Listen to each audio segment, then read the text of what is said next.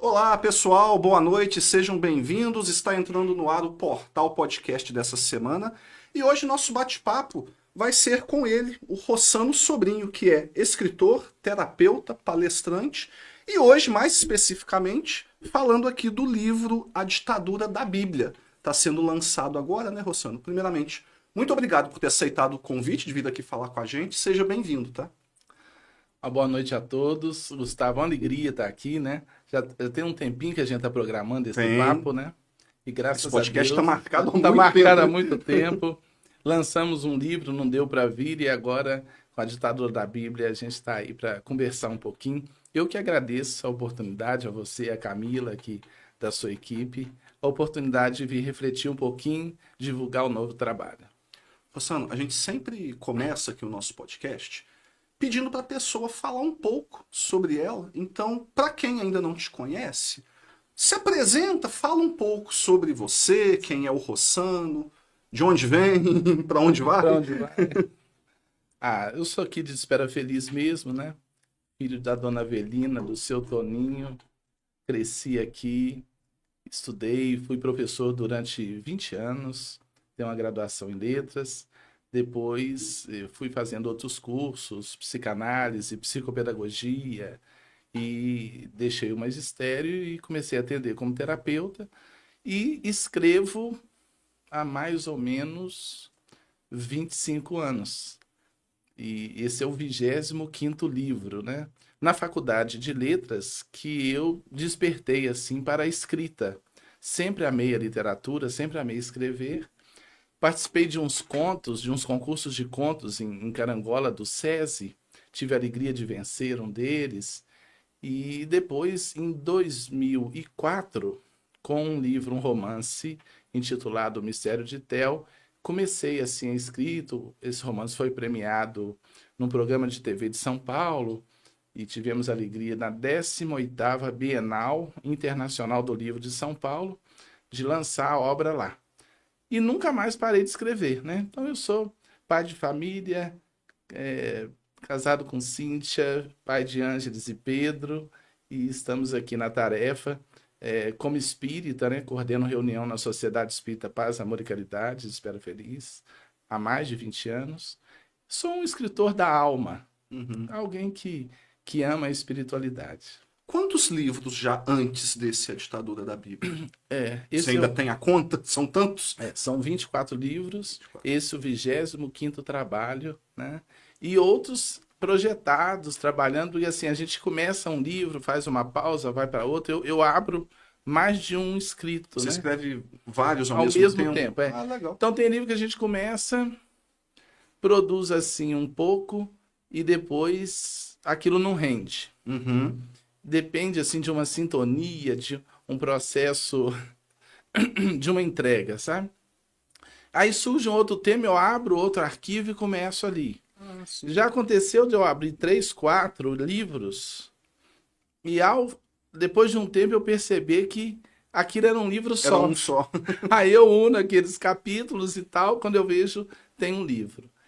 E amo escrever, é uma necessidade, entendeu? É um prazer, um amor dentro desse fio condutor que é a espiritualidade. Sim. Você, aqui na cidade, e não só aqui, mas você é conhecido como um palestrante espírita, é uma referência espírita.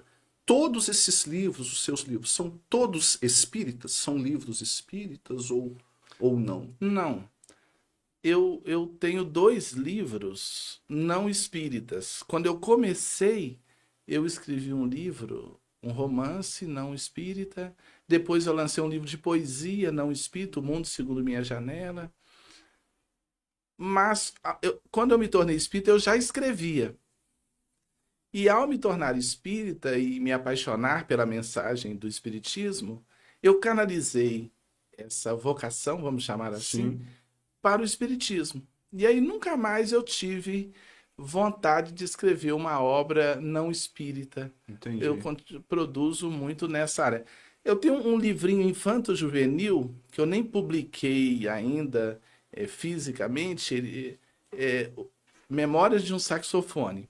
Mas assim, a minha vocação mesmo, meu prazer até o presente momento é escrever no campo do espiritismo. Uhum. Antes da gente partir aqui pro livro em si, se você não se importar da gente continuar Tranquilo? falando um pouco aí sobre vocês, até sobre espiritismo, o que que acontece? Muita gente, acho que principalmente quem não está tão dentro, tão familiarizado com o espiritismo, quando ouve falar, logo pensa em médiums, mediunidades e tal. Você se importa de explicar um pouco sobre essas questões, mediunidade, como que é? Se você é médium também, você poderia falar um pouco É um sobre isso? prazer. A mediunidade é um sexto sentido, né? No popular é um sexto sentido. Seria o que as pessoas chamam de intuição? A Não, não, intuição, intuição não, a né? intuição pode ter a ver com mediunidade também. Eu separaria assim, a intuição é algo mais interno do ser. É algo que vem de um nível mais profundo do próprio ser. A mediunidade seria aquilo que a gente chama de inspiração, Ah, que tá. vem dos espíritos.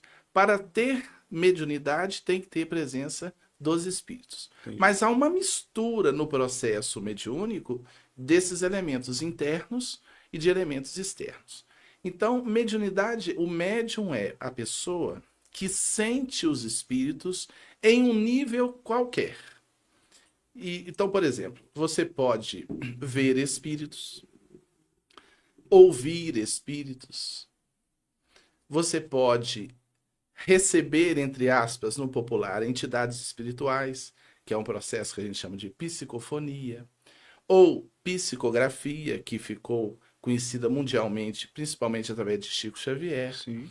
O Chico Xavier, segundo sabemos, ele tinha todas as mediunidades. Então você pode não ver, não ouvir, mas entrar num ambiente e sentir presenças. Mediunidade. Vamos dizer que todo mundo é médium.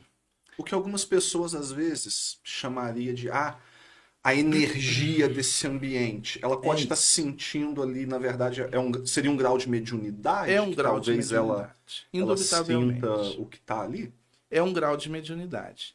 Então, assim, todo mundo tem, independente de religião, tá? Tem pessoas que não têm nem religião e são médiums. E, particularmente, eu tenho a mediunidade de clareaudiência, de ouvir os espíritos. Vidência, muito pouca, mas tem um pouco. Mas os fenômenos até hoje que ocorrem são mais no campo da clareaudiência, de ouvir. E não é uma coisa assim quando a gente quer, Aham, né? O Chico Xavier dizia que a mediunidade, o telefone ele não toca daqui para lá, é de lá para cá. sim. Então não é assim, agora vamos receber aqui. Deixa eu ouvir um espírito aqui, né? Não, Não, não não, tem isso. né? Do nada. Você comentou assim, eu já tive experiências, posso relatar uma Você experiência já teve alguma que você possa que relatar? foi assim muito contundente Uhum. para mim, porque sou espírita, sei da existência dos espíritos, mas sou muito sério em lidar com a mediunidade, né? Não é qualquer arrepio que a gente vai dizer assim, é um Aham, espírito. entendi. Pode ser uma coisa totalmente anímica do próprio médium, não ter nem entidade Sim. nenhuma, né? Mas existem ocorrências é, que são incontestáveis. E uma que me chamou, que me sacudiu muito fortemente, era uma tarde, início de noite, eu estava trocando na minha casa a arandela de uma lâmpada, subi numa escadinha, estava com uma chave de fenda, ainda pedi à minha esposa para pegar um alicate com o vizinho, porque eu estava sem alicate. E eu tentava arrancar, tirar um arame de dentro do bocal ali e tal, para Uhum. colocar uma arandela de plástico. E eu estou ali em cima, totalmente focado ali com a chave de fenda, quando um espírito disse assim: a família de Caiana que perdeu a filha vai procurar ajuda. Eu, em cima daquela Você, escadinha você, ali, você ouviu essa frase é, claramente? é tão delicado porque esse episódio me chegou, eu não sei especificar com exatidão, porque foi muito rápido, Aham, como um clichê que chegou e a frase é assim. Então é difícil, tem hora. aham. Às vezes eu ouço como eu tô te ouvindo. Já tive caso. Nesta tarde veio assim, a família de Caiana que perdeu a filha vai procurar ajuda. Tudo muito rápido. Sim. E Gustavo, queridos amigos, foi tão singular. Não deu para contar até 5. Foi assim, 1, 2, 3. A campainha lá de casa tocou. Nossa. Aí eu desci, porque a Cíntia, minha esposa, tinha ido buscar a tal chave de fenda. E era uma senhora de nome Terezinha, que na época era esposa de um motorista da prefeitura, o Carlinho. Falei, ô Terezinha, a Cíntia foi buscar um alicate para mim. Ela falou, não, Rossana, é com você mesmo. Uhum. Aí ela subiu a escada pro meu apartamento. Falei, ô Terezinha, o que foi? E eu me recordo que ela disse assim, ah, Rossana, eu tinha na época um programinha de rádio, na rádio do Robinho. Então eu tinha um programa espírita na rádio e o pessoal na região toda assistia. E aí ela diz assim, eu lembro que ela diz assim, a Zezé de Caiana, mãe da Nayara, acompanha o seu programa e ela está muito aturdida, ela perdeu a filha e ligou lá para casa se você não pode ir lá. Gustavo, a gente mesmo sabendo da existência dos espíritos, mas na hora eu falei assim, ainda falei com ela, Terezinha, um espírito acabou de me dizer isso.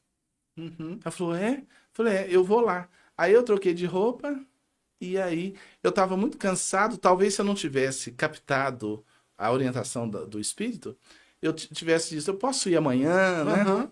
Eu sei que eu troquei de roupa, eu estava de bermuda e tal. E fui lá, conversei com a senhora e foi assim, um momento muito forte, muito singular, né? Eu digo que a maior das dores, né? É uma dor que não tem nem nome. Você perde pai, você fica órfão, você perde esposo, você fica viúvo, você perde um filho e você não tem nem nome para essa dor, né? Sim. E aí ela chorou, eu chorei junto, nós nos abraçamos. Então eu nunca esqueci disso, porque assim, existe também o campo da telepatia, que é estudado cientificamente. E o campo da mediunidade se mistura bem, porque o que é a telepatia? É a captação do pensamento do outro. O que é a mediunidade? É a captação do pensamento do outro, só que do outro desencarnado. Entendi. Um estudante de paranormalidade, meio cético, pode dizer que eu teria captado o pensamento da senhora, mas eu acho muito mais, me parece mais tranquilo entender que o espírito mesmo disse aquilo. E mesmo se tem o terreno da paranormalidade, da telepatia, confirma a existência de algo para além da matéria, né? Sim. Se o nosso pensamento irradia, o outro capta, isso não é matéria. Sim. Então é a presença do mundo espiritual. Legal. Passando pro livro aqui. Tá com câmera, Camila? Dá pra eu mostrar? Põe. Vê se pega a capa. A ditadura da Bíblia. A capa, assim, bonita e forte, Ficou né? forte, não ficou? Ficou legal. Esse aqui, a ditadura da Bíblia. Uma análise crítica sobre as escrituras e o fundamentalismo religioso. Você já falou que agora, desde os 2 primeiros, seus livros são todos espíritas. Então, é um livro espírita esse. É um livro espírita. Mas assim, com análise em todas as áreas da teologia, da filosofia, do protestantismo, do catolicismo. Então, é uma obra que dá para todo mundo ler. Concordando ou discordando, dá para todo mundo ler. Não. Eu não sei se. Eu já ia perguntar assim, falando negando, mas eu não sei. Você disse que dá para todo mundo ler, mas a pessoa que lê ali, você vai buscar convertê-la a alguma coisa ou é mais para refletir? Não, o fio condutor da obra, porque a Bíblia muitas vezes ela é utilizada para manipular consciências. Uhum. E construiu-se na mentalidade do mundo cristão, na cristandade, a Bíblia como a palavra de Deus. Uhum. Então muita gente entende assim, que isso é um livro quase que caiu do céu pronto, Deus escreveu e pôs na mão do ser humano. Eu considero isso até um perigo, Sim. né? Porque é uma ferramenta de poder. Se essa ferramenta está na mão de alguém que se diz porta-voz de Deus, aí o perigo aumentou. Quem Sim. vai contestar algo que está escrito num livro de Deus na mão de um ungido de Deus? Sim. Então, eu fiz muitas pesquisas, muitas reflexões para mostrar que a Bíblia tem elementos, sim, divinos, né? Sobretudo o Evangelho de Jesus, mas que tem elementos muito humanos, tem elementos chocantes, tem contradições. Sim. Então, não é um livro que chegou, inclusive a palavra Bíblia significa livros, né? Aham. Mas que o conteúdo da Bíblia foi construído ao longo de 1.600 anos por cerca de 40 autores. Em determinado momento, a igreja reuniu certos livros e elaborou a Bíblia. Sim. Mas não foi a Bíblia que fez a igreja, por exemplo. Foi a igreja Que fez a Bíblia. que fez a Bíblia. Eu cheguei já a ler alguns trechos aqui, mas eu vi assim, você dedicou, a dedicatória desse livro deixa eu lembrar aqui exatamente, você dedica aos líderes religiosos, qual que é o termo? Deixa eu pegar aqui. Aos líderes religiosos sinceros. Sinceros. O que significa isso? Você pode falar sobre essa dedicatória? Eu acho que a gente vive tempos muito difíceis em que tem muita gente ligada até à própria religião com interesses escusos, com outros interesses que não são espirituais. Uhum. Muitas vezes interesses materiais. Mas em todas as denominações, em todos os guetos, tem muita gente sincera, tem muita gente verdadeira. Eu me recordo aqui em Espera Feliz de ter sido abordado por um pastor batista que falou: Rosana, eu estou lendo um livro seu, estou gostando muito, e a gente conversou um pouco, no meio da rua. Sim. E eu vi que eu estava diante de um homem sério, de um homem interessado pela verdade. Porque acima das teologias, das teorias, das teogonias, das filosofias, deve estar a busca pela verdade. Sim. Né? Allan Kardec, o codificador do Espiritismo, chega a dizer que se a ciência demonstrar, por exemplo, que o espírita está equivocado num ponto, que o espiritismo está equivocado num ponto, que a gente deve abandonar esse ponto e seguir a ciência. Sim. Então, Kardec era um homem na busca pela verdade. Então, essa dedicatória é para dizer assim: acima de tudo, deve estar a busca sincera pelo conhecimento da verdade que liberta, e não a serviço dos nossos interesses, manipulando versículos. Há, por exemplo, hoje, aprofundando um pouco, traduções da Bíblia que condenam o espiritismo.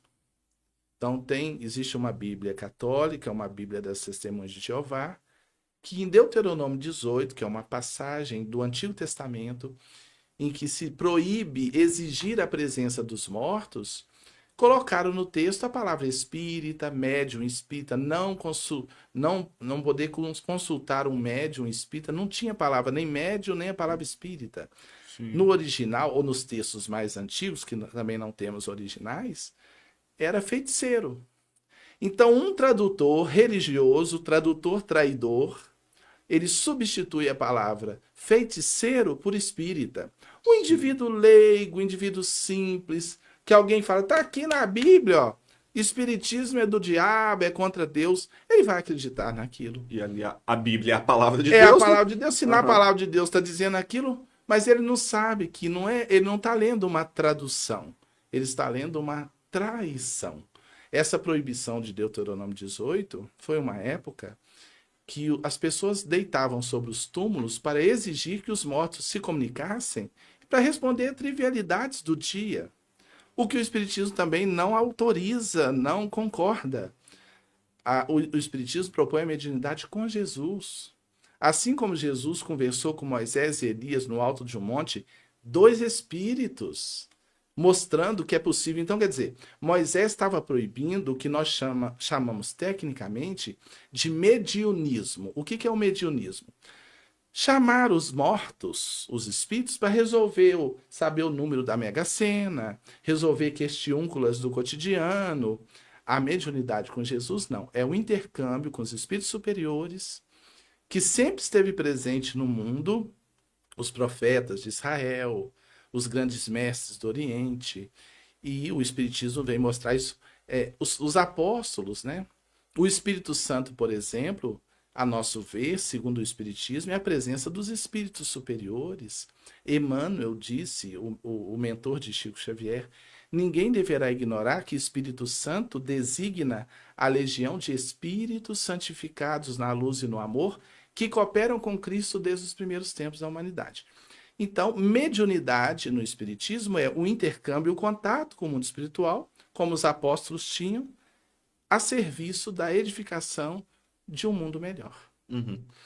O livro, no prefácio, não sei se é no prefácio ou se já é o primeiro capítulo, mas você inicia contando a história de uma jovem, não sei se ela era protestante, mas Sim. enfim, que ela te procura com uma Bíblia na mão e tal. Você pode falar sobre isso? Ela foi te converter? Como que é essa história? Foi Que sim. está logo no início do livro. Serviu como prefácio da obra, né? Aí eu lembro assim, uma jovem puxou conversa pelo Instagram. Eu não conhecia a jovem e ela perguntou se eu poderia recebê-la para uma conversa sobre religião. Eu sou terapeuta, atendo, né, com agenda, com tudo. Eu falei, mas você quer uma sessão terapêutica? Não, eu quero uma conversa apenas. E pessoas me procuram, eu sou espírita há mais de 20 anos, pessoas nos procuram para saber questões diversas de espiritualidade. Aí eu falei com ela, eu falei, eu vou olhar aqui na agenda, eu tinha uma lacuna lá, eu falei, olha, tal hora eu posso te receber para uma meia horinha de conversa.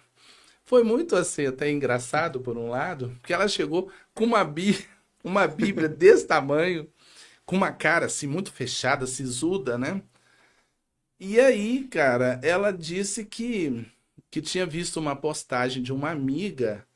A amiga tinha repostado algo que eu havia postado Uhum. sobre Jesus. E ela disse para mim que eu não podia usar o nome de Jesus, porque o espiritismo não era cristão e eu não era cristão. Portanto, eu estava proibido de fazer uso do nome de Jesus. Ela foi lá zangar mesmo Ela com foi você. brava para brigar, né? E aí ela começou uma pregação que durou alguns minutos, tentando demonstrar o que era o verdadeiro cristianismo e tal. Eu ouvi e ao final, e depois eu pedi a palavra, né? Eu falei assim, querido, respeito a sua opinião, né? Mas nós estamos num país livre, né? Numa democracia, não numa ditadura da Bíblia, né? E o Espiritismo tem a visão também sobre Jesus. Nós somos cristãos, porque para nós, eu disse a ela, ser cristão é amar. Não é seguir só aquela teoria, teologia, doutrina, é amar. Sim. Para nós espíritas, se um indivíduo é budista e ama, ele para nós, ele é cristão.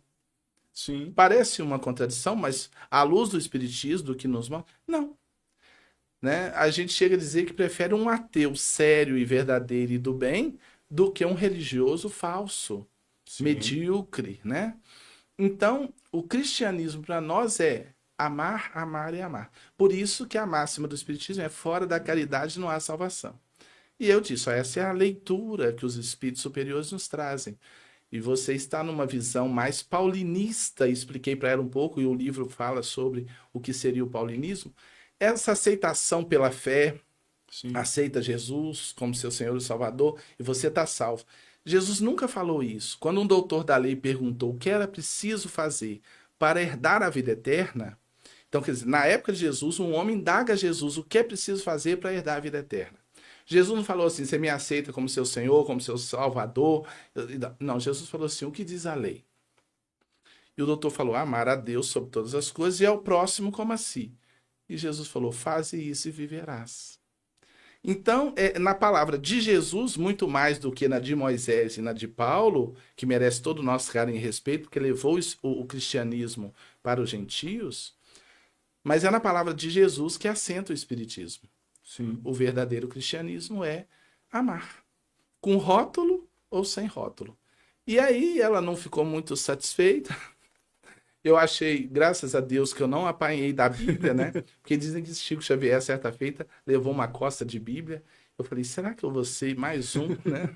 Mas ela foi embora e eu falei, querida, o que eu posso te dizer é isso, vamos estudar, somos todos aprendizes. Mas é essa ideia de enfiar a goela abaixo a nossa verdade pessoal, né? Sim. Eu gosto muito do pensamento de Voltaire, que diz: posso não concordar com uma palavra do que você diz, mas dou a minha vida para que você possa dizer. E como é que num país democrático, graças a Deus, alguém vai dizer o que a gente pode ou não acreditar, Sim. ou professar? Isso é ditadura. Sim. Você, no livro ali, afirma que nem tudo que está na Bíblia estaria em sintonia com o Evangelho de Jesus. Sim. É isso mesmo? E como, né? Porque, a princípio, parece tão contraditório, mas não é a Bíblia? Como é que não está em sintonia, né, com Jesus? Para mim, isso é muito claro. Tem Uhum. muita coisa na Bíblia que não passa pelo crivo de Jesus. Alguns estudiosos dizem que Jesus é a chave hermenêutica pela qual a Bíblia tem que ser estudada. Assim, é o crivo pelo qual tudo da Bíblia tem que passar. Sim. Então, por exemplo, tem uma passagem na Bíblia que é dito mais ou menos o seguinte: isso está especificado no livro, tudo citando as fontes, né? Quem ler a obra vai ter todas as fontes. Se você tem um filho bêbado que te dá trabalho, que te aborrece, que te perturba, estou colocando a minha palavra aqui, mas o Sim. conteúdo, a semântica, a ideia é essa. Apresente-o, está no Antigo Testamento, aos líderes da cidade, aos anciões, e ele será apedrejado até a morte, e você será livre. Isso está na Bíblia. Sim. Então, assim, isso é de Deus? Não faz sentido. Jesus nos apresenta Deus como amor, né? Se Jesus nos orienta a amar até os inimigos, como é que a gente vai mandar um filho ser morto à pedrada pelos líderes porque ele é um bebum? Então, assim, tem coisa na Bíblia, e aí muita coisa na Bíblia. A gente poderia aprofundar a questão da homossexualidade. Sim. A gente vê gente aí sendo agredida, ofendida. Eu vi uma cena em São Paulo, dois jovens homossexuais caminhando e alguém veio com uma lâmpada fluorescente. Gustavo quebrou na cara dos rapazes. E aí, quando foram para a delegacia saber o motivo é que eles eram gays. E por isso eles tinham sido agredidos. Mas e a Bíblia? Condena a homossexualidade? Olha, condena. No Antigo Testamento é dito que um homem não se deite com outro homem, porque isso é abominação ao Senhor. E Paulo diz que os efeminados não entrarão no reino dos céus. Alguns vêm dizer que a tradução estaria errada, seria mais uma tradução traição, que seriam os tímidos não entrarão, e na tradução colocar os efeminados, seriam os retraídos, os medrosos, Entendi. né? Enfim, mas tem um monte de Bíblia aí editada onde está lá efeminado, né? E essa do Antigo Testamento. Agora a pergunta é: Jesus falou disso? Nunca. Você não vê uma palavra de Jesus falando, ó, os gays, e já tinha gay, porque sempre que o mundo é mundo, existem os homossexuais, a comunidade LGBTQI+, que merece o nosso carinho e respeito, e como merece, e sobretudo, um acolhimento, porque esses irmãos sofrem. Sim. Então, as religiões, em nome de textos da Bíblia, e não de Jesus, Uhum. vêm condenar, né? Vêm atacar. E outra coisa, quanta gente deprimida dentro das próprias religiões, jovens que são homossexuais, encarcerados, dominados pelo medo, o medo do inferno, e alguns caem no suicídio. Porque se eu estou condenado ao inferno, então. Sim. Então, há um capítulo exclusivo dedicado ao estudo da homossexualidade na Bíblia, mostrando que Jesus nunca condenou isso. Sim. Dizem que uma vez perguntaram, um casal homossexual perguntou a Chico Xavier, né? Chico, não. Eles foram até Chico para ouvir a palavra de Chico sobre a homossexualidade. Eles eram trabalhadores espíritas, coordenavam trabalho, e o Chico disse para eles. Aí eles não tiveram coragem de perguntar. Ficaram ali na presença do Chico, assistiram a reunião. Quando eles estavam saindo, Chico pediu que chamassem e, em particular, ele disse assim: meus filhos, Deus não está tão preocupado com o que a gente faz do umbigo para baixo. Deus está muito preocupado com o que a gente faz do umbigo para cima. Sim. Amem, sirvam, sejam do bem, porque é isso que vale, né? Então, o livro tem essa proposta de mostrar a palavra do Mestre Jesus e mostrar outros elementos que estão nesses tantos textos da Bíblia, escritos ao longo de 1.600 anos, em contextos diferentes, que já sofreram inúmeras traduções e traições, Sim. e na busca de uma coerência, de uma lucidez, de uma vivência positiva do bem. Aí isso entra então, que eu tinha notado aqui, tem um capítulo que o título é Jesus, a chave para estudar a Bíblia. É isso. Seria isso que você falou então, pegar... Eu acredito que no Novo Testamento não devem haver tantos problemas, vamos dizer assim. Mas pegando então o Antigo Testamento, usar Jesus ali como um filtro, né? Deixa eu ver isso aqui. Será o que... Às vezes a gente tá brincando, o que Jesus faria é fazer isso, né? Essa análise. Isso. O que Jesus diria? Jesus concordaria com isso aqui? A sua palavra, usar o nome filtro, né? A palavra filtro é muito oportuna, porque fica mais claro, né? Chave hermenêutica que se usa é mais técnica, né? É isso, é o filtro. Eu penso assim, eu leio a Bíblia por Jesus e não Jesus pela Bíblia. Gustavo, tem muita gente que ama mais Davi, no fundo, o rei Davi, o guerreiro, o vitorioso, do que o doce Rabi da Galileia. Porque está em sintonia com o universo interno, né? Então, o Deus dos exércitos, tem gente que ama isso, o Deus dos exércitos, mas não se dá conta de que o Deus dos exércitos era o Deus dos exércitos celestiais. Só que há palavras que trazem essa ideia de força, de vitória, de destruir, e tantos inimigos caem à direita e tantos à esquerda. O Antigo Testamento é isso, né? A derrota dos inimigos. Mas eu disse há pouco, Jesus falou para derrotar os inimigos. Jesus falou para amar os inimigos, orar pelos que nos perseguem e caluniam. Sim. E de onde a gente tira isso de destruir os inimigos? Porque no Antigo Testamento é cheio disso, é o olho por olho e dente por dente. Sim. Mas isso tem evangelho nisso? Não. Por isso que eu Jesus digo, diz o contrário, né? Dê a outra face. dê a outra face. Caminhe mais uma milha. Quer dizer, o oposto à maldade. Alguém te ofertou a maldade? Ame, né? Se esforce por isso. E isso é evangelho. Sim. Que é o filtro para passar tudo que vier dentro da Bíblia. Ainda nessa questão, a gente falando de Bíblia, de principalmente Antigo Testamento, eu vejo o pessoal usar muito a expressão temor a Deus. Você tem que temer a Deus. Eu acho até que existe alguns outros sentidos que não seja exatamente ficar com medo. Mas mesmo assim, ou talvez até seja essa a ideia, né? Não sei. Mas me parece estranho, como a gente está falando, comparando, né, Antigo Testamento, Novo, esse filtro aí de Jesus. Te parece coerente isso? Temor a Deus. Eu não imagino Jesus falando, tema o Pai, né? Tema a Deus. Você fala sobre isso também, em algum momento no livro? Sim, tem um capítulo também dedicado. Eu sou pai, eu tenho 2 filhos, né? Como eu disse no início. Eu não quero que meus filhos tenham medo de mim, tenham temor a mim. Não, quero que eles me amem e me respeitem. Sim.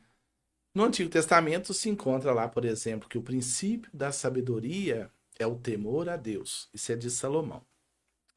Eu entendo que Salomão estava falando no temor a Deus, aí, o respeito às leis divinas, né? Sim. Agora, o temor daquele Deus que está lá tomando conta da gente para jogar um raio na nossa cabeça, para nos condenar. Não, pelo Aí a gente passa de novo pelo crivo de Jesus. Jesus falou que se os pais da terra, que são maus, e um filho pede peixe, ele não dá serpente. Se um filho que pede pão, ele não dá pedra, e o Pai Celestial que é todo amor. Então, essa ideia do Deus temor é a ideia do controle. Porque a maioria das religiões se estabelecem muito sobre culpa e medo. Você é pecador, culpado. E Deus vai te condenar, o medo. O medo é a emoção primária do ser humano. Então se trabalha muito disso. Tem religião que a gente entra que fala de Satanás 300 vezes, Jesus Cristo uma ou duas. Então há uma doutrinação pelo medo, Sim. uma teologia do medo, né? O medo do inferno eterno, o medo do diabo, e o indivíduo fica nas mãos da religião. Mas em Jesus Cristo, no Evangelho, a gente conversando e os versículos vão vindo, né? João diz que o medo não edifica. Numa das epístolas joaninas, né? O João Evangelista escreve que o medo não edifica, somente o amor. Então, não é temer a Deus, é respeitar as leis divinas e amar a Deus. Porque esse medo é perigoso. A gente, voltando aqui sobre o que a gente falou da questão da Bíblia ser a palavra de Deus, como que você vê essa dificuldade? Eu não sei nem se eu vou conseguir formular aqui a minha pergunta, porque eu entendo a mensagem, mas eu fico pensando assim, são sei lá quantos séculos de, vamos chamar de doutrinação com essa coisa. A Bíblia é a palavra de Deus, é a palavra de Deus, e o que você falou, é temor e culpa. Então, assim, como é que você pega, né, esse indivíduo e realmente faz ele entender e convence ele, não, não, se você olhar de forma mais crítica para a Bíblia, você não é um herege por causa disso, você não vai estar condenado por causa disso. Me parece muito difícil. Você acha que qual seria o caminho para conseguir aí, né, pelo menos acender um pouquinho dessa lâmpada? Nós todos estamos dentro de um processo evolutivo. A dor é o fogo que consome o ego humano. Somos uma pedra bruta sendo burilada ao longo das reencarnações. Então, de repente, nasce dentro de um lar com essa teologia, com essas doutrinas, seres que não aceitam isso, porque já amadureceram interiormente. Sim. Respeitamos todas as denominações religiosas, né? O catolicismo, o protestantismo. Cada ser se enquadra num contexto que carece para a sua evolução. Mas há seres que, por exemplo, não conseguem mais aceitar o inferno, porque talvez já não tenham o inferno dentro de si. Sim. É preciso ter muita vingança, dizia Rubem Alves, para realizar, para se acreditar no inferno eterno. Aí você manda para aquele lugar todos os seus inimigos. Para acreditar no inferno eterno, você tem que ter muita coisa ainda por dentro. Então, eu acho que é um processo antropológico, psicológico, espiritual, natural. Nasce ali filho de alguém, um religioso, que acredita nisso tudo, mas ele muito cedo olha para aquilo e fala, não, não é bem assim. Inferno, essas coisas, isso é um simbolismo, tem algum sentido maior. Sim. E até tem, a gente vê no Apocalipse, que no final o diabo e o inferno serão lançados no lago de fogo. Se o diabo e o inferno serão lançados no lago de fogo, nós estamos diante de símbolos. Se o inferno fosse eterno, como é que ele ainda vai ser lançado num lago de fogo? O fogo é o símbolo da purificação, né, e tal. Então, o amadurecimento, alguns espíritos reencarnam e já traz uma maturação e não vão aceitar isso, né? E aí a nossa obra e de tantos outros que trabalham com a espiritualidade dentro dessas abordagens, essas obras vão ajudando essas pessoas a entenderem. E quem não aceitar, não entender, tá tudo certo, tá dentro do seu processo. Sim. Se pelo menos a gente colocar o indivíduo para pensar e diminuir o fundamentalismo, o egoísmo, a postura ditatorial, né? Você não pode acreditar nisso, porque isso é contra Deus. Isso se ouve ainda hoje, né? Você conversa com pessoas aparentemente civilizadas que elas vão atacar. Quantas pessoas levaram tempo a entrar numa casa espírita porque ficavam constrangidas, né? No passado, eu já mais 20 anos de movimento espírita, eu já vi de tudo. Tem gente que tem até vergonha espírita, com medo de alguém criticar. Tem que acabar isso. Nós estamos num país democrático, as pessoas precisam conhecer. E quem ataca não conhece. Porque eu Sim. conheço padres, pastores, estudiosos que respeitam, estudam, são mais criteriosos, né? Mas a nossa pretensão não é converter ninguém, é oferecer. Eu levei 26 anos nessa encarnação para contatar praticamente a literatura de Kardec. Sim. E eu tinha buscas, necessidades, eu busquei muito, visitei muitos lugares religiosos, igrejas, aos 26 que Kardec chegou às minhas mãos. Uhum. Então, assim, a gente que ama a doutrina, com respeito a todo mundo, a todas as crenças e as não crenças, mas o nosso trabalho é justamente divulgar ideias.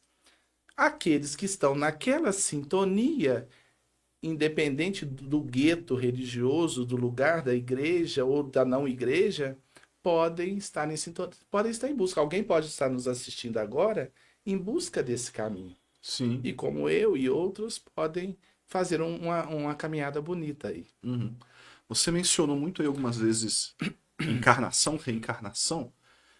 Já que a gente está falando de Bíblia aqui no geral, é um tema muito polêmico que eu vejo muitas pessoas combatendo a reencarnação, e aí normalmente vem com a Bíblia na mão, dizendo que, né, que a Bíblia nega a reencarnação.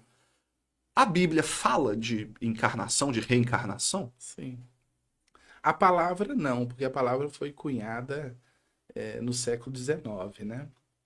Mas há muitas passagens reencarnacionistas na Bíblia. Eu poderia citar aqui, por exemplo, né, a situação de Elias, o profeta Elias, né? Para quem estuda a Bíblia, acompanha, né? Elias foi um profeta que viveu séculos antes de Jesus e foi considerado o maior dos profetas. E depois um outro profeta, Isaías, fala que Elias voltaria para preparar o caminho do Senhor.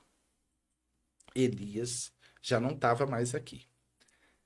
E aí até que aparece às margens do Rio Jordão João Batista, que era primo de Jesus, filho de Isabel, convidando o povo ao arrependimento e falando da chegada do Messias. E aí Jesus se apresenta, é batizado por esse homem, que era primo dele, João, ou Batista, porque batizava e tal. Aí João depois é morto, assassinado, decapitado. E um belo dia Jesus sobe o monte e conversa com dois espíritos, Elias e Moisés. Os discípulos viram o papo. Pedro chega a dizer assim: Senhor, podia erguer 3 tendas para vocês ficarem.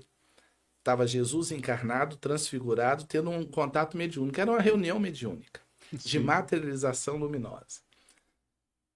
E aí Jesus desce com eles, e aí os discípulos questionam. Né? Eles entenderam que estava ali Moisés representando a lei, e Elias representando os profetas. E os discípulos indagam de Jesus, falam: Senhor, não foi dito que antes da vinda do Messias, quer dizer, um profeta, Isaías não disse que quando o Messias viesse, o profeta Elias viria primeiro preparar o povo para a chegada dele? E aí Jesus fala: olha, Elias já veio. Fizeram com ele o que farão com o Filho do Homem. Jesus se autodenominava o Filho do Homem, o resultado da evolução humana. Mas vocês não o conheceram, não o reconheceram. E aí a Bíblia diz assim: e eles entenderam que ele lhes falara de João Batista. Ora, é lógico que tem os arranjos teológicos, né? Alguns vão dizer: não, João estava no espírito de Elias, algo assim. Mas para nós era o mesmo espírito. Eu fiz até um estudo sobre isso. Curiosamente, Elias se vestia exatamente como João Batista. Os dois tinham a mesma moda, adotaram a mesma Aham. moda. Um pelo de camelo, um cinturão de couro. Então era o mesmo espírito, né, que reencarnou. E Jesus fala para Nicodemos, Nicodemos pergunta: o que é preciso fazer para entrar no reino dos céus? E Jesus fala assim, nascer de novo, da água e do Espírito. Aí Nicodemos pergunta, como é que eu vou voltar ao ventre de minha mãe? E Jesus fala com Nicodemos, mas você é mestre em Israel e não conhece isso? Quer dizer, como é que você é um mestre espiritual e não conhece a reencarnação, né? A reencarnação que oportuniza a renovação, a transformação moral pelas vidas sucessivas, né? Então, assim, são estudos. Ah, mas eu não concordo, eu não aceito. É um direito de cada um. Sim. Agora, com o tempo, o indivíduo vai se investigando e começa a se dar conta de que uma vida só não dá para resolver nada. Uhum. Não é? Deixa eu ver aqui, tem alguns. Eu tô toda hora mexendo no celular porque eu tô acompanhando o pessoal que tá aqui no. Ah, eu tirei. Peraí. Deixa eu ver se vai voltar. Tem um pessoal aqui no Instagram. Camila, eu fechei aqui os comentários. Vê se você consegue. Tinha um pessoal dando boa noite aí no início, aparece aí ainda.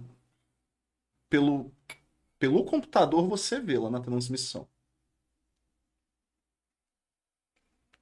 Cita aí pra gente.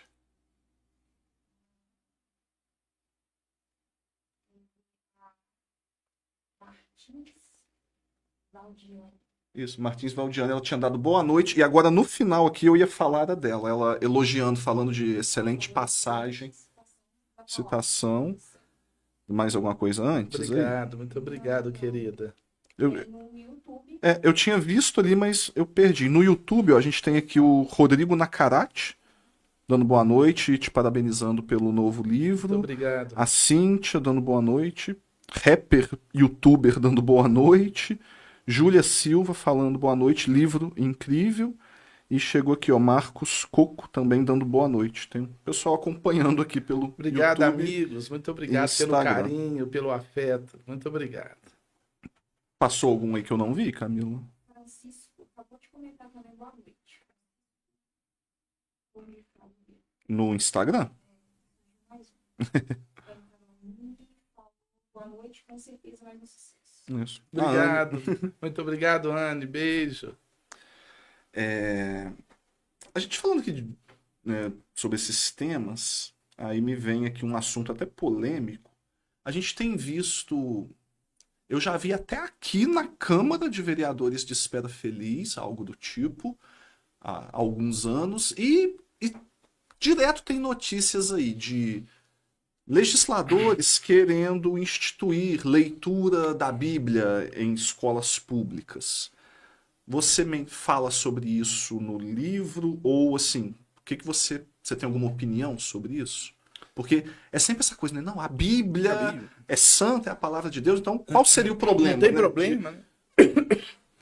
A questão, na cidade de Belo Horizonte agora, legislaram lá para isso, né? Colocaram uma lei lá, a Bíblia será estudada nas escolas públicas de Belo Horizonte.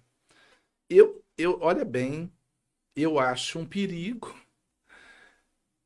Depende de como isso vai ser abordado. Porque a questão é o seguinte, o Estado é laico. As Sim. escolas são públicas. Ali estuda o católico, o evangélico, o espírito, o budista, o ateu, todo mundo, né? Sim. Então, por exemplo, não há nenhum problema de, nas aulas de religião, estudar a Bíblia, mas estudar também outros livros. Né? O que a Umbanda fala disso? O que o Espiritismo fala disso? O que o Budismo fala disso? Dá vez e voz a todo mundo, porque a escola é pública. Sim. Numa escola religiosa, se no Regina Passes adotarem a doutrina católica na cidade de Carangola, tá tudo certo, é uma escola católica. Sim. Se num colégio protestante adotar a abordagem protestante, tá tudo ok. Se no colégio Allan Kardec tiver espírita e adotar na religião o estudo espiritista, tá tudo ok. Mas a escola pública... O problema é a escola pública, é né? pública. Então eu penso assim, eu vou fazer um paralelo aqui para o pessoal entender. Chico Xavier visitava uma vez por ano uma penitenciária. Chegava lá, eles abriam a porta, ele abraçava os presos, conversava um pouquinho. E um amigo dele que ia com ele percebia o seguinte, mas o Chico nunca fala de espiritismo aqui. Ele entra, conversa, abraça o pessoal, bate um papinho. E um dia um amigo falou, Chico, a gente faz essa visita todo ano. Você chega aqui, entra e tal. Mas você não prega, você não fala. Ele falou assim, meu amigo, é que eles estão presos. Se eu for falar aqui, eles são obrigados a me ouvir. E eu acho que eu prefiro trazer a minha fraternidade. Então, eu acho o seguinte, impor um livro, seja ele qual for, um livro religioso numa escola onde estuda pessoas de diversos credos, mas está autorizado. Quem não quiser pode se retirar naquela aula. Mas por que esse livro? Tem tantos livros, então vamos levar também o livro dos Espíritos, de Allan Kardec, vamos levar também algum livro do budismo, vamos estudar tudo, respeitando todo mundo. Então eu acho assim, essa coisa imposta, eu acho realmente algo perigoso. Porque hoje tem uma teologia do domínio, né? Jesus Cristo tem que dominar, né? Jesus Cristo é fraternidade. A fraternidade, sim, né? Mas impor doutrinas específicas, não. A gente pode estudar de tudo, né? Então eu vejo assim algo preocupante, porque a gente sabe que no fundo são líderes que querem converter a cartilha deles às pessoas. Sim. E eu acho que tem que estudar de tudo. Dentro da escola pública, as abordagens, no caso, quando for analisar a questão espiritual, ter uma abertura para estudar e para respeitar. No Rio de Janeiro, por exemplo, nesse momento, terreiros de Umbanda são invadidos por religiosos, destruídos. E quando eles saem, eles deixam uma Bíblia na porta de entrada do terreiro. Então, quer dizer, isso não cabe. O pessoal são discípulos daqueles discípulos, né, que mandaram Jesus descer fogo, descer fogo, né? Quem não quisesse Quando ouvir. não ouvir a mensagem, eles pediram a Jesus. João falou, faz descer fogo do céu e queima esse povo. É essa a mentalidade. Jesus riu e passou a chamá-los de filhos do trovão. Certamente, rindo com eles, ele falou assim, bem, eu venho ensinar o amor e a pessoa não me ouve e desce fogo do céu para queimar, não, né? Eu me recordo, eu fui uma vez convidado pela diretoria de um presídio em Manhumirim, porque alguns detentos estavam lendo livros meus lá. E eles queriam conversar sobre espiritismo. Fui acolhido pelo diretor, me parece que ele era metodista, o diretor do presídio, muito bem acolhido. Falou, olha, tem um pessoal aqui lendo seus livros. E ele entrou em contato e eu fui. Ele falou assim, você quer falar para todos? Eu acho que eram cerca de 200. Eles nas celas e você falar no meio ali para todo mundo? Ou você quer falar somente para o grupo que está lendo e está pedindo para você vir aqui? Foi uma experiência, Gustavo, muito interessante. Eu optei e falei assim, não, eu prefiro falar para aqueles que estão estudando o livro. Porque muita gente pode não estar interessada em ouvir, né? Eu vou agredir a pessoa está presa e tem que me ouvir, né? E certamente existiam aqueles que não queriam. Sim. E aí eu fiz 2 momentos, né? Com 2 grupos. Foram 2 grupos de 20 pessoas. E eu pude conversar com eles. Eles tinham dúvidas, eles estavam lendo as obras. Depois nós mandamos vários outros livros para lá, né? E foi uma experiência muito rica. Mas assim, para quem quer, né? Sim. Não impor. Você tem que ouvir. Ninguém tem que nada, né? Você tem alguma passagem preferida da Bíblia? Eu tenho. Quando Jesus fala assim, eu vim para que tenhais vida e vida em abundância. Porque nesse mundo há tantas aflições, tanta gente aturdida, sem rumo, sem direção, sem motivação pessoal para caminhar, com ideação suicida, com pessimismo. Então, quando Jesus vem dizer que nos trouxe vida e vida em abundância, que o ensino dele, que o evangelho, que o roteiro, que a vivência do bem, do amor, da dedicação, da melhoria de tudo é a proposta dele, que isso é vida em abundância, eu acho que é o grande chamado para a vitória sobre o mal e sobre o sofrimento humano. Então essa passagem é muito especial para mim, porque é o mestre dizendo, né? Tem uma outra paralela que tem a ver, né? No mundo tereis aflições, mas tende bom ânimo, eu venci o mundo. Ele como espírito superior que já superou tudo. Ele dizendo pra gente assim, ó, gente, vocês estão passando um perrengue que estão aí, né? Tem problema de todo tipo, mas eu já venci isso tudo, tem de bom ânimo. Vocês também vão vencer. E eu tô dando a cartilha aqui, ó. É a vivência do bem, é a fé, é a crença na imortalidade, que a vida não é só isso. Nós não estamos aqui, nascemos e findamos na sepultura. Nós precedemos o berço e transcenderemos a sepultura porque somos espíritos imortais. Então, quando o indivíduo vai despertando, como disse Paulo, desperta, tu que dormes, para a realidade da imortalidade da alma e o sentido de servir, encontrar alegria no serviço, no ajudar o outro, independente de rótulo. A vivência do bem, como Jesus usou a figura do samaritano, que era um herege na época, socorrendo o homem caído. Jesus conta que um sacerdote passou e não ajudou, um levita passou e não ajudou, e foi aquele herege de Samaria, que os ortodoxos nem pisavam lá, que teve compaixão do homem caído e socorreu. Isso é Cristo. É Jesus dizendo assim, tá vendo, gente? Não é rótulo, não é título, é vivência. Quem vivenciou o amor foi o cara que era um herege. Era como se fosse hoje, né, aquele indivíduo da religião que eu acho que é do demônio. Se ele está ajudando, ele está com Cristo. Mais do que eu, se eu estou carregando um livro que eu considero sagrado. Porque nem sempre onde se fala de Deus há amor. Mas onde houver o amor, Deus está presente. Você acha que as religiões hoje falam pouco de Jesus, da mensagem? Eu acho. No livro há uma abordagem sobre o paulinismo. Paulo teve uma missão muito linda de divulgar o evangelho para os povos. Mas eu vejo que o evangelho, que é aquilo que saiu da boca de Jesus, ele fica meio sumido no meio de tantas doutrinas.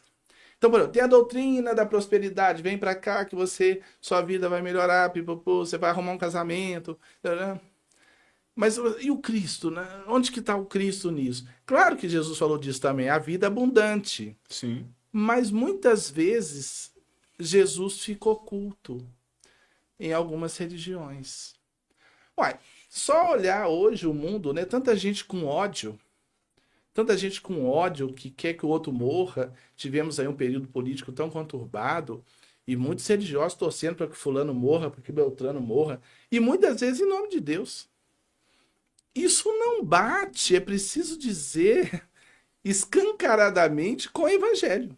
Sim. Se você está numa religião, seja ela qual for, e está torcendo para a destruição de alguém, para o sofrimento de alguém, você está muito distante do Cristo, porque eu já disse, Cristo disse para amar até os inimigos. Sim. Então tem coisa do Antigo Testamento que não tem nada a ver com Cristo. Né? Tem lá, e 1000 tombarão à sua esquerda e tantos... Isso não é Cristo. Daí a necessidade de fazer renascer dentro do próprio cristianismo Jesus Cristo. Sim. A gente, por exemplo, particularmente, eu vi na figura do Papa Francisco um esforço do alto nesse sentido. Eu sou espírita, mas eu vi o Papa Francisco acolhendo todo mundo. Acolhendo a comunidade LGBTQI+, falando de paz, falando de amor. Uma voz... Sim. Para mim, na história dos papas, foi o Papa. Rompeu muita coisa ali. E eu acho que ele não fez mais porque não teve como, entendeu? Sim. E a gente espera em Deus e sabe que outros virão para trabalhar a fraternidade acima dos rótulos. Porque acima de qualquer coisa tem que predominar o amor. Jesus é isso, né? Sim. Eu tenho um comentário para ler aqui do YouTube, mas pessoal que está no Instagram, a gente está chegando a 1 hora de transmissão. Normalmente o Instagram derruba, né, Camila? Então, pessoal que está acompanhando a gente pelo Instagram, Se a nossa live cair, porque também não é sempre, já aconteceu algumas vezes de passar de 1 hora e não cair, mas então fica sempre na dúvida. Então, ó, galera do Instagram, se a live cair, espera aí uns 2 minutinhos, que é o tempo da Camila refazer ali a conexão, e aí volta aqui no perfil que a live volta, ok? Se não cair, beleza, a gente segue por aqui. Mas no YouTube tem aqui o Danilo Henriques, enquanto você falava ainda, acho que sobre a Bíblia na escola, ele comentou, antigamente tinha ensino religioso nas escolas públicas. Eu peguei essa época e aí realmente era... O ensino religioso era o ensino da religião da professora. Se ela fosse católica, era católico, né? Aí ele manda um olá para a Espera Feliz, Danilo Henriques. Ele manda um abraço pro seu irmão Rosélio, colega de escola no Interventor. E aí o Danilo também aqui pergunta se já fizeram algum filme biográfico do Allan Kardec. Tem um filme.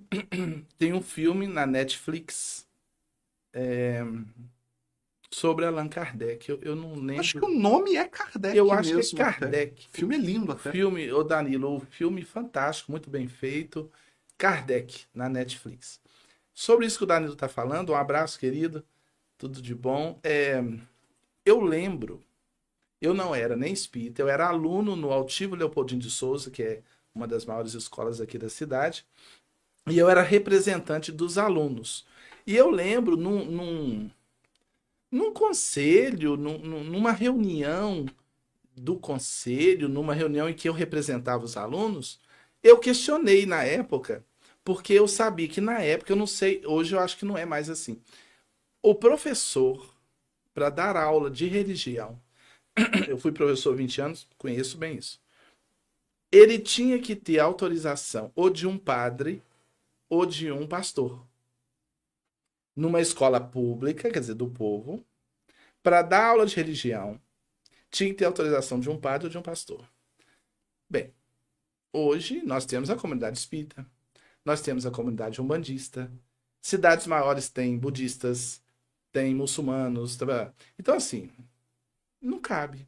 Sim. Então são coisas que vão modificando. Eu acho que hoje não é mais isso, né? Mas era assim. Então bem se vê certos grupos com mais poder que controlavam isso, mas isso vai sendo modificado, né? Uma vez eu cheguei numa biblioteca pública. Essa história é meio bombástica, meio assim. Eu cheguei numa biblioteca pública, municipal, e eu procurei livros espíritas. E aí eu fui na prateleira das religiões, eu vi livros católicos, livros protestantes. E não tinha livros espíritas. Mas eu sabia, porque um amigo meu tinha me dito que tinha doado alguns livros espíritas para lá. Ah, sim. Aí eu cheguei na prateleira da religião, eu vi que tinha uma sequência de livros assim, e atrás, alguns livros escondidos. Eu abri e tinha espaço assim, sabe, para mais livros, mas esses estavam escondidos. E a pessoa que estava cuidando ali era de determinada religião. Aí quando eu fui ver aqueles livros atrás dos outros, eram livros espíritas. Aí eu falei, querida, tem uns livros espíritas atrás aqui desses outros livros, você me autoriza a colocar, porque tem um espaço aqui do lado, porque lá atrás ninguém vai... Então, quer dizer, existe isso tudo, entendeu? Sim. E eu lembro que os espíritos disseram a Kardec que o mal domina no mundo porque os bons são tímidos e os maus audaciosos. Então eu penso que a gente precisa ter coragem, sem ofender ninguém, atacar ninguém, prejudicar ninguém, respeitando o credo de todo mundo ou não credo, mas lutar também por aquilo que a gente acredita ser positivo, né? Sim. Rossano, para a gente caminhar aqui para o nosso final, você tem alguma mensagem que você queira deixar para quem está assistindo, seja sobre o livro ou qualquer mensagem aí que você queira passar para a gente? Queridos amigos, ao longo dos séculos, nós já matamos em nome de Deus. Nós já matamos e perseguimos em nome de livros sagrados. E não pode haver um retrocesso na humanidade.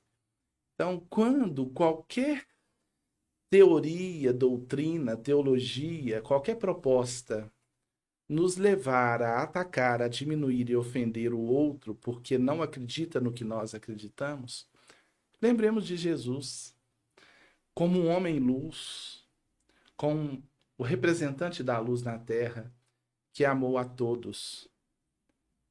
Alguém disse: Ah, Senhor, tem um homem ali pregando, expulsando espíritos, mas não é do nosso grupo, mande-o parar. Os discípulos já tinham uma visão meio proselitista. E Jesus falou assim: quem não é contra nós, é por nós. Então, nesses tempos difíceis de fundamentalismo, de teologia do domínio, atentemos para a palavra do Mestre de Nazaré, que é sempre de amor, de acolhimento e de fraternidade. E muito obrigado por estar aqui, né, conversando um pouquinho sobre o nosso novo livro, pela editora do Conhecimento. Abraço a equipe, ao Sérgio Carvalho, da editora, a Margarete, A Ditadura da Bíblia. Para quem quiser adquirir, onde que consegue adquirir o livro? Hoje a editora tem Instagram, né, tem site, mas se quiser adquirir com uma dedicatória nossa, entre em contato conosco pelo telefone 329-8455-3383 e receberá com uma dedicatória. Então, ó, vamos lá. Para quem quiser o livro, eu vou contar até 10 aqui para você pegar aí uma caneta e anotar o telefone, porque a gente não consegue ao vivo jogar o número aqui na tela. Então, vamos lá, pessoal, ó. 1, 2, vou contar só até 5, que já deu tempo de pegar a caneta, hein? 3, 4, 5. Qual que é o telefone para adquirir o livro diretamente com dedicatória? Isso. 329-8455-3383. Luciano, eu te agradeço muito por ter cedido esse tempo aqui pra gente. Achei muito enriquecedor, gostei muito da conversa. E o que eu já li aqui do livro, eu tô gostando muito, com certeza, né? Até o final, eu tenho certeza que vai ser melhor ainda. Parabéns pela obra e sempre que tiver outros livros ou qualquer mensagem que queira, o Portal Espera Feliz está sempre de portas abertas e à disposição, tá? Obrigado, Gustavo. Obrigado, Camila, pelo acolhimento. Um momento singular para nós. Deus abençoe a todos. Pessoal, então, até a próxima. Tchauzinho.